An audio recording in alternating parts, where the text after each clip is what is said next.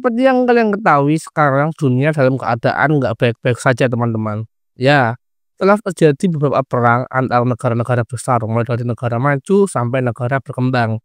Ya, kemarin minggu lalu terjadi konflik antara dua negara besar yaitu Iran dan Israel. Tepatnya Jumat pada saat minggu lalu, pada saat tag ini video itu sekitar 5 hari dari sekarang teman-teman. Israel dan Iran melakukan serangan secara terbuka di kota-kota mereka.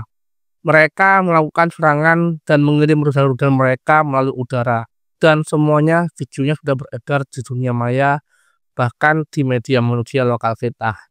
Tapi kita hari ini nggak akan ngomongin perihal perang Iran dan Israel. Hari ini aku akan ngajak kalian dan mengasih tahu kalian tentang potensi perang yang ada di ASEAN. Ya, ASEAN yang terkenal dengan budaya yang serumput, saling menghormati, dan rukun-rukun aja. Saat ini, saat video ini dibuat, ada potensi tersembunyi yang membuat perang dari sebuah negara akan meletus, teman-teman. Ini bukan teori konspirasi, ini bukan teori tanpa dasar. Ya, kedua negara tersebut adalah Thailand dan Kamboja. Sekarang berkonflik dan berselisih dengan solusi dan diplomasi yang menemui jalan buntu, teman-teman. Kenapa Kamboja dan Thailand kok berkonflik? Yuk kita obrolin fenomena tersebut dengan aku Bang Tejo di Asumsi Publik.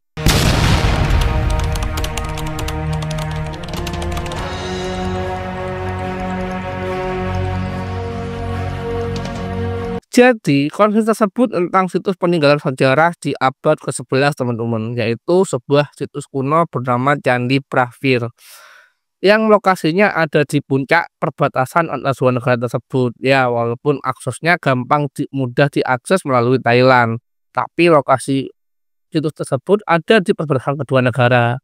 Dan pada tahun 1962, Mahkamah Internasional memutuskan bahwa candi tersebut adalah milik Kamboja, tetapi Thailand tidak menerima keputusan tersebut, teman-teman. Sehingga terbitlah MOU di tahun 2000 yang menyatakan status quo bahwa di perbatasan tersebut tidak boleh dilakukan pembangunan ataupun pembangunan infrastruktur baik dari Kamboja maupun dari Thailand, teman-teman. Dan itu disetujui oleh si Kamboja. Jadi intinya walaupun tahun 1962 Mahkamah Internasional sudah memberi izin dan sudah memutuskan bahwa situs tersebut adalah peninggalan dan milik Kamboja, tetapi Thailand merasa keputusan tersebut sangat tidak adil dan Thailand memilih untuk tidak menerima keputusan tersebut, teman-teman.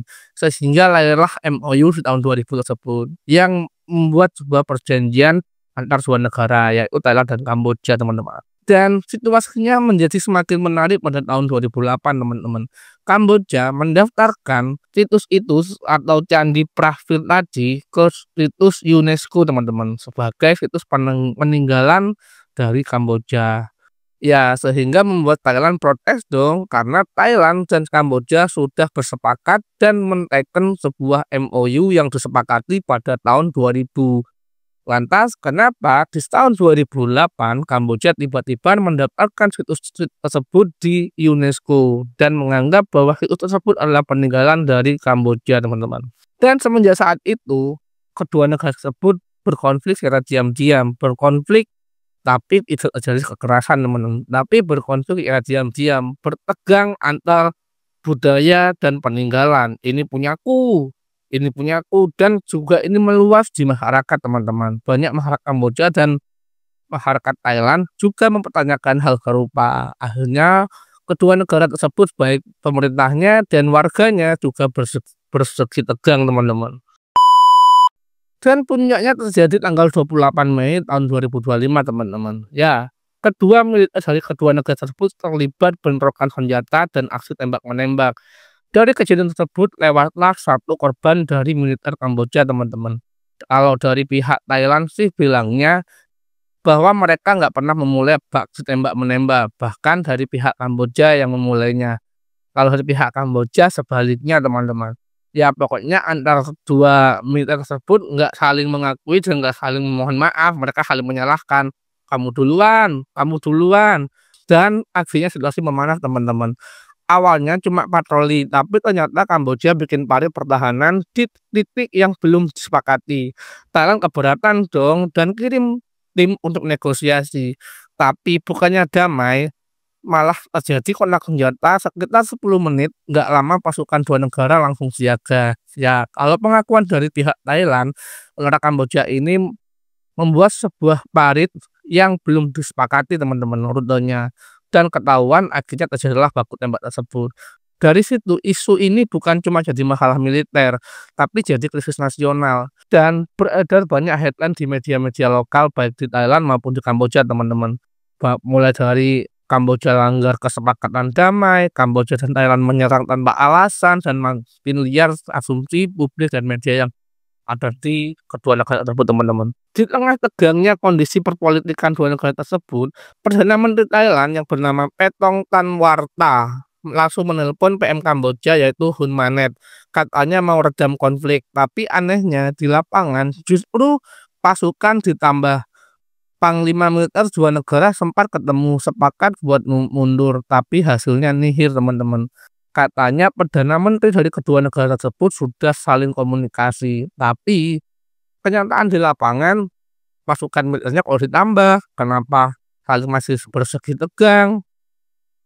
Tapi kalian tahu nggak sih kalau politisi itu sebenarnya di depan kamera, di depan layar, di depan publik kelihatannya sepakat, tapi kenyataan di balik itu kok masih bermusuhan, kok masih nggak sepakat, kok masih nggak menemukan solusi jalan tengah. Dan ya itulah politisi teman-teman, dan itu nggak terjadi di negara kita aja, sebenarnya di seluruh dunia politisi ya memang seperti itu teman-teman, makhluk pencitraan.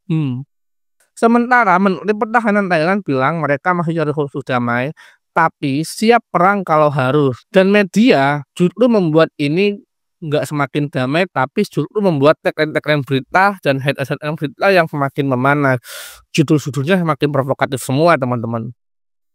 Ya, nama juga era digital teman-teman ya. Kamboja ngajak Thailand buat bawa lagi kasus ini ke mahkamah internasional, tapi Thailand nggak mau dong.